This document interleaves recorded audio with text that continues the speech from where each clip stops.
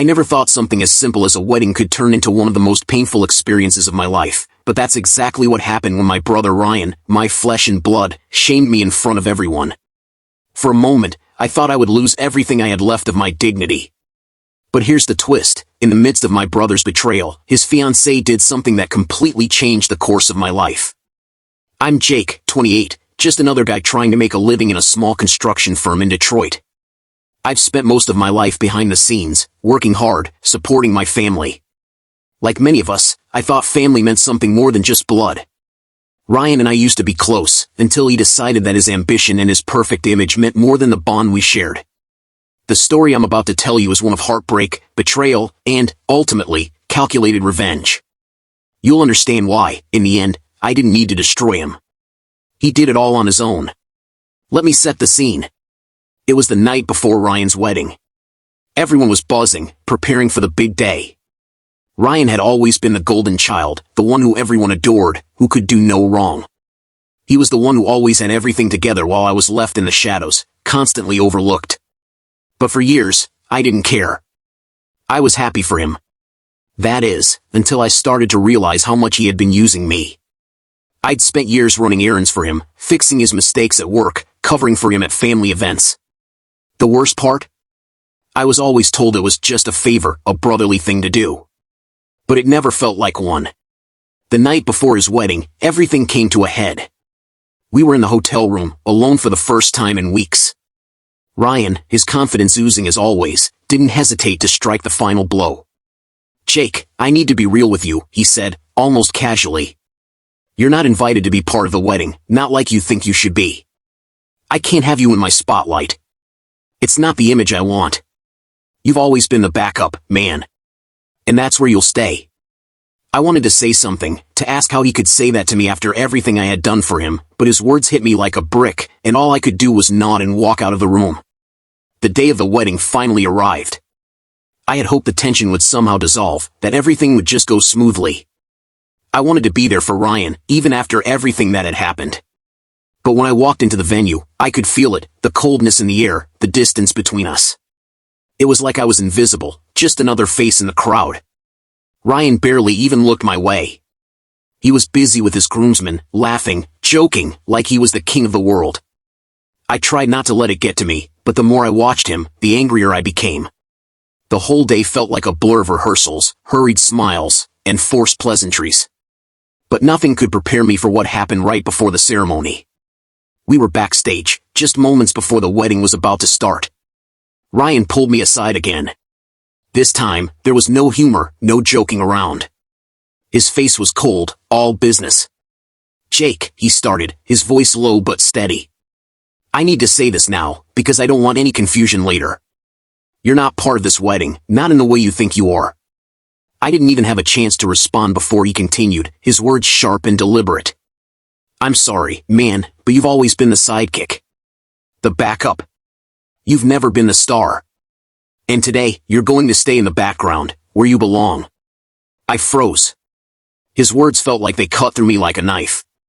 For years, I had given him everything. My time. My energy. My trust. And in front of everyone, his friends, his fiancée, our family, he was telling me that I wasn't good enough. That I wasn't even worthy of standing beside him on his special day. I opened my mouth to respond, but the words caught in my throat. I wanted to scream. I wanted to confront him, to make him understand how deeply he had hurt me. But I couldn't.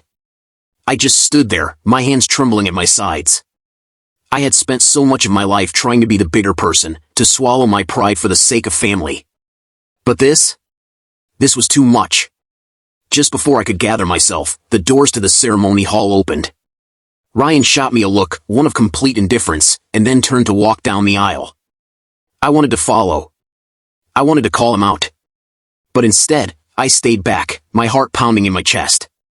The wedding began, and as I watched Ryan stand there, basking in the attention, I realized just how far apart we had grown. This wasn't about love or family anymore. It was about power, control, and ego. And as the ceremony unfolded, I could feel it, the weight of everything Ryan had said to me, and everything I had given up to be there for him.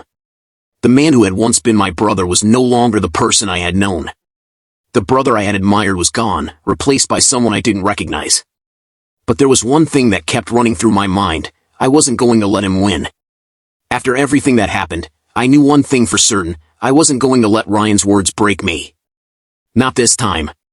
It had been years of him stepping all over me, using me, making me feel like I was never good enough. But in that moment, as I watched him with his perfect smile, standing at the altar, I realized I wasn't the one who needed to prove anything. He was. I didn't storm out of the wedding, didn't make a scene. I wasn't going to give him that satisfaction. No, this was bigger than just one petty confrontation. I was done playing the fool. I had my own life to live, and I wasn't going to let Ryan or anyone else keep me trapped in their version of who I was supposed to be. So, I left the venue early. I didn't go back to the reception. I didn't even glance at Ryan when he walked past me with his bride, hand in hand. I could feel the sting in my chest, but I swallowed it down. There was work to be done.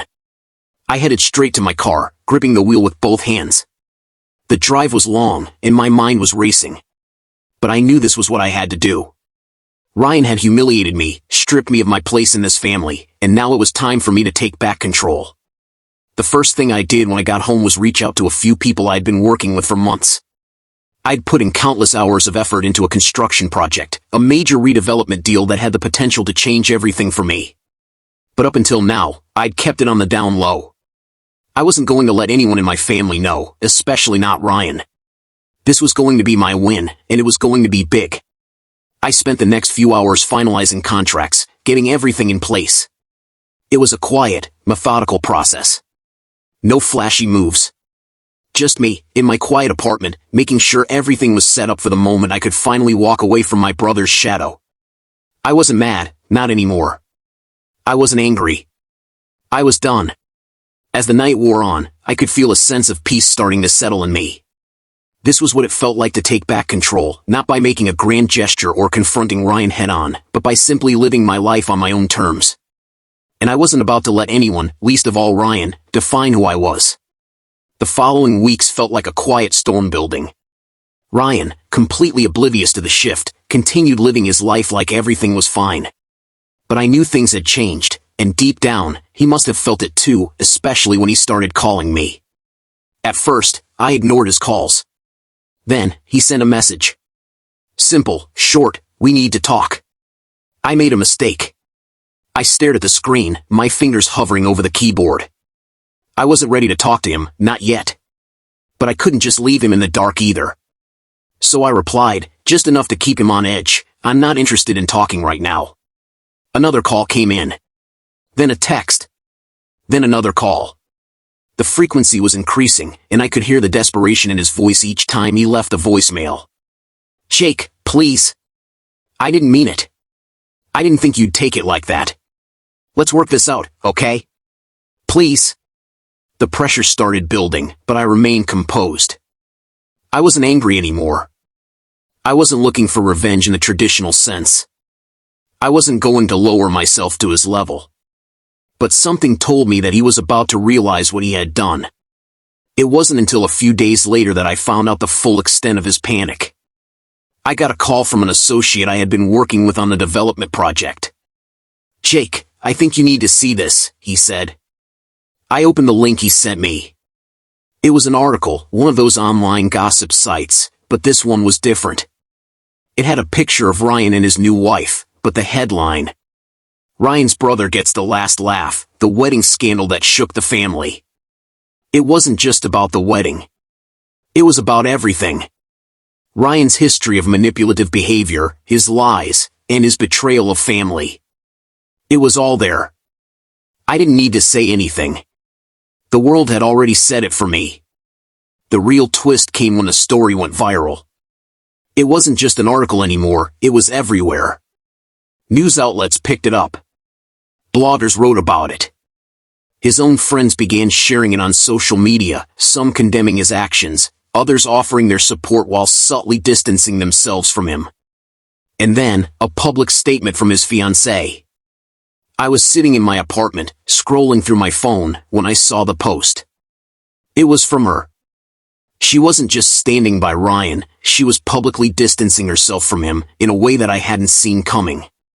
In her post, She wrote, "I never imagined that one of the people I loved most would treat his own brother the way he has. What happened that day was wrong. I support Jake, and I hope Ryan can find the peace he's been searching for, but I cannot stand behind someone who treats their family like this." Ryan's life didn't just fall apart, it shattered. The public fallout was severe. His fiancée left him. His friends turned away, and even our parents couldn't ignore what had happened. The calls came in, not just from our family, but from people who had once respected him. They didn't want to hear excuses. They wanted answers. And for the first time, Ryan was speechless. But for me, I was at peace. I never wanted to see him in this much pain. I wasn't looking for him to fall apart like this, but I knew he needed to face the consequences of his actions. I needed to learn to let go of the past, to stop trying to fix things for him. Because I wasn't the one who had broken us, he had. I spent the next few months focusing on myself, on my work, on the life I had neglected for so long. That development project? It turned into something bigger than I had ever imagined. I was building something of my own now, something that had nothing to do with Ryan, nothing to do with anyone but me. It wasn't about revenge. It was about growth. The lessons came slowly but surely. I realized that, in a way, Ryan had done me a favor. His betrayal had been the wake-up call I needed to stop living in his shadow, to stop defining myself by his actions. It hurt. God, it hurt so much. But the freedom I found after it all was worth every second of that pain. The best part? I finally understood my worth. I didn't need to prove myself to anyone. Not him. Not anyone else.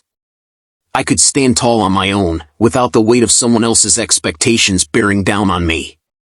As I sit here, reflecting on everything that's happened, I realize something: the pain of betrayal, of being let down by someone you trusted, doesn't last forever. What does stay with you is the strength you find in yourself when you finally decide you're worth more than the hurt. I'm not angry at Ryan anymore. He did what he did, and the consequences are his to carry. But I've learned to carry mine with dignity. To stop letting the mistakes of others define my worth. And for the first time in my life, I can honestly say, I'm proud of who I've become. I've rebuilt my life, brick by brick. Not for anyone else, but for me. And you can do the same.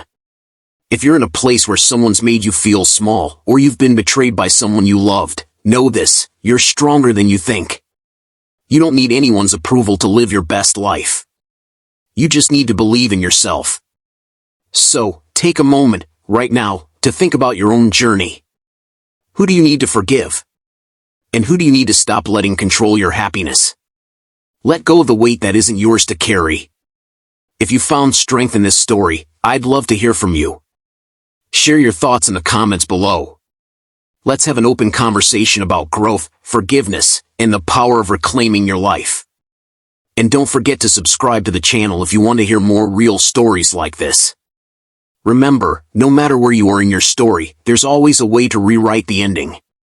Take care, and never forget, you are enough.